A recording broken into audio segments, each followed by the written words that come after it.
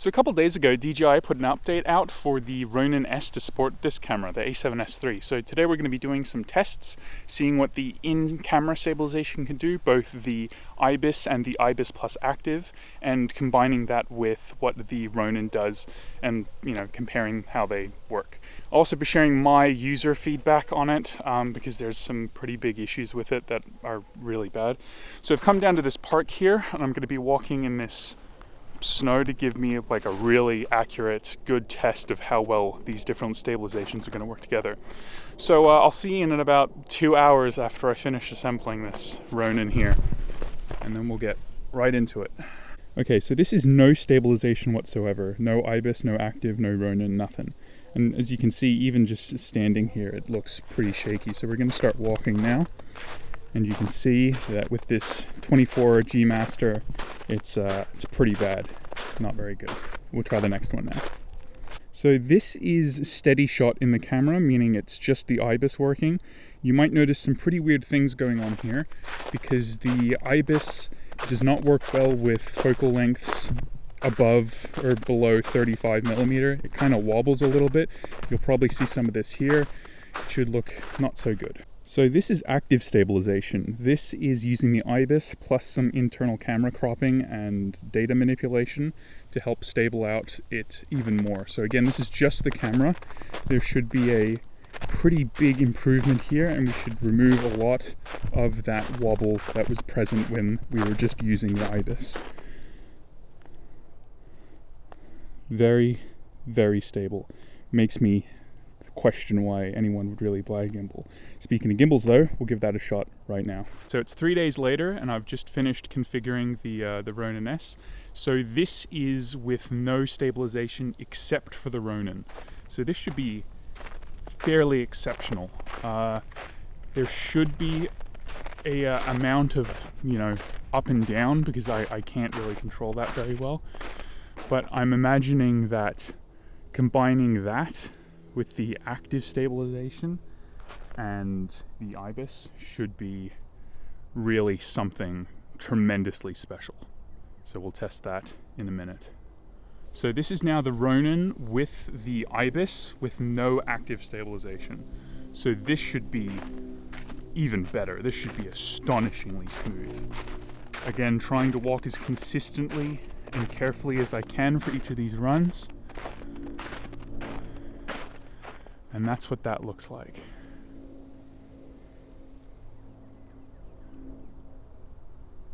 That should be pretty dang cool. And this is the holy grail. This is the Ronin-S with IBIS and active stabilization on. This should be some of the smoothest motion that you could get out of any consumer camera in the world. This should be absolutely absurd, other than combining this with one of DJI's higher end models. One of the other Ronins, perhaps the new Ronin-S2.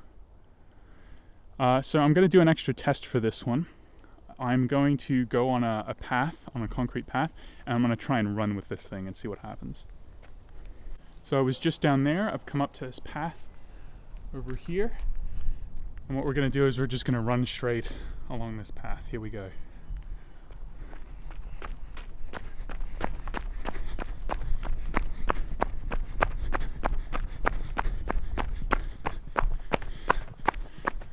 Oh, this thing's heavy.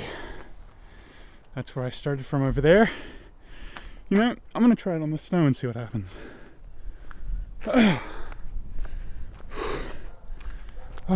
So I'm actually at the place I was before because the one up there was just kind of slushy. I'm looking for this kind of crunchy kind of, snow. You know what I mean? Like, it makes that kind of sound.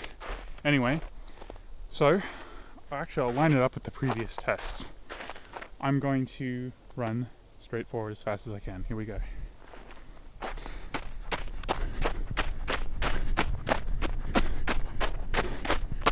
Oh, I hope I'm not slipping. Oh, what an exercise. So hopefully I've kept it on this whole time, so you're still seeing good demo footage for it. it should, well, I mean, I have super high expectations. I'm just holding it with one hand now. I'm not even caring about how carefully I walk. Shut up, Siri.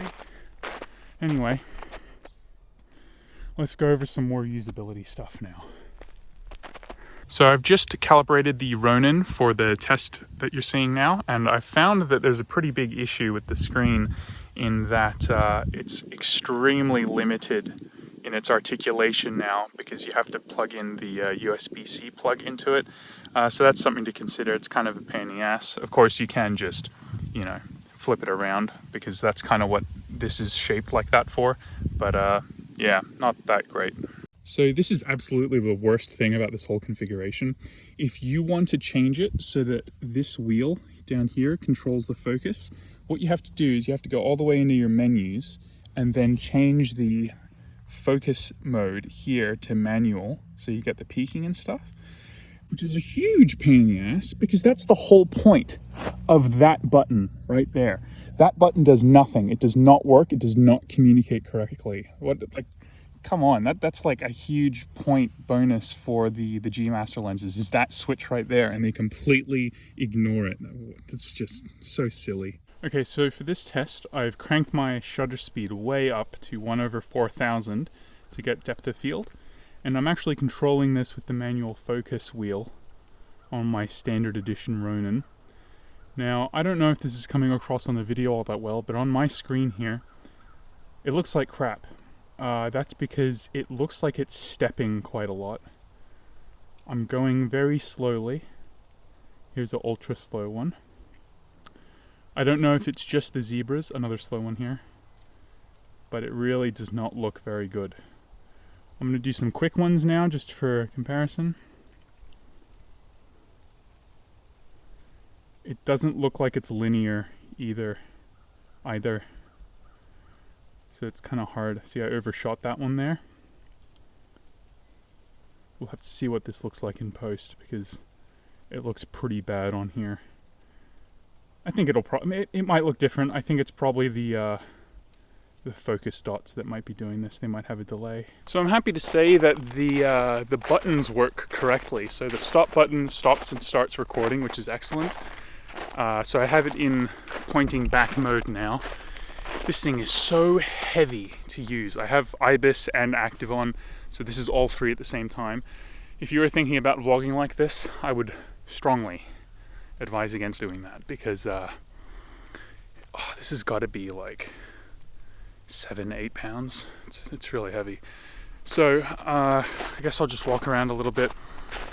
It's almost there. It is kind of misleading, I feel like, though, because they say it can do things which it can't. So, like, for example, I mean the autofocus, manual focus thing. I wish the switch could be used for that. That would be just so convenient to use. So I guess I'll head home now. I'll look at some of the footage. That's it for Outside Carl. So Outside Carl, will see you in the next one. Okay, so warm inside editor Carl here to tell you my opinion on the footage that you just saw. So if you're going to use some kind of in-camera stabilization, I would definitely recommend using active and not using IBIS at all if you're shooting under 35 millimeters, because that wobble is so pronounced. It's really awful. People who've owned GH5s kind of know what I'm talking about. If you use that 16 millimeter lens, it's dreadful. So that's what I'd recommend for like standard stuff. Now, the Ronin was quite interesting. It still has those like micro fluctuations every once in a while that like tilt the camera. Like, you know, if this is level, it'll kind of bump it like that and shift it. It's not that great. But the active stabilization with the Ronin, yeah, that's pretty special. When you're running, it's kind of difficult for it to cope. It looked fine. Like, it wasn't, you know, super amazing or anything, but it was really, really good. Except for, like I said, like those bumps that would kind of kick the camera around. Not that great. So as for the usability, it's kind of a pain. They have a list on their site. I'll link the firmware and everything in the description so you can go download that if you want.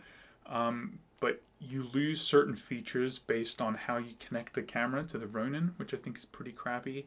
So that's it's kind of hard to explain. I'll show you what I'm talking about on this image here. I'll be showing you on the web. Anyway, as for the manual focus, don't use it. Just don't use it. It's awful. It doesn't matter how slow you go, how fast you go. It steps. It's really, really bad. The autofocus inside the camera is much better.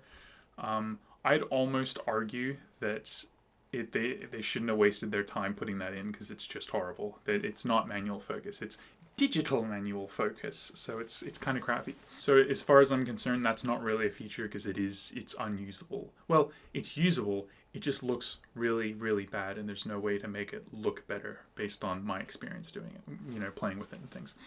So really, the update to the system is the fact that you can plug in a USB-C into the camera and half press the record button to get it to tell it to autofocus quick, right? Like that's the half press that you do on the camera, and you can tell it to record on the camera and stop recording. Great, I love that. That's really what this update is. It's not really anything else. It's not powering the camera while it's plugged in. So it's a good update in the sense that you can now do a basic function with the gimbal with this new camera. So I think it's cool that they upgraded the software, right? Because it's an older device. They didn't really need to do it. They could have just put it on the Ronin-S 2 and said, oh, you have to buy the new one to use it. But that's a whole other thing. I really don't like gimbals. I've had this for years at this point, and I'll probably make a video on why it's so bad. I hate using gimbals. But that, again, that's a whole other thing. I'll talk about that later. But as a software update, it works. There's no bugs. You just have to remember to configure it correctly. Again, the link to how to do that will be in the description, so you can check it out. You have to enable PC tether mode. You have to turn Bluetooth off and stuff like that. It's kind of finicky.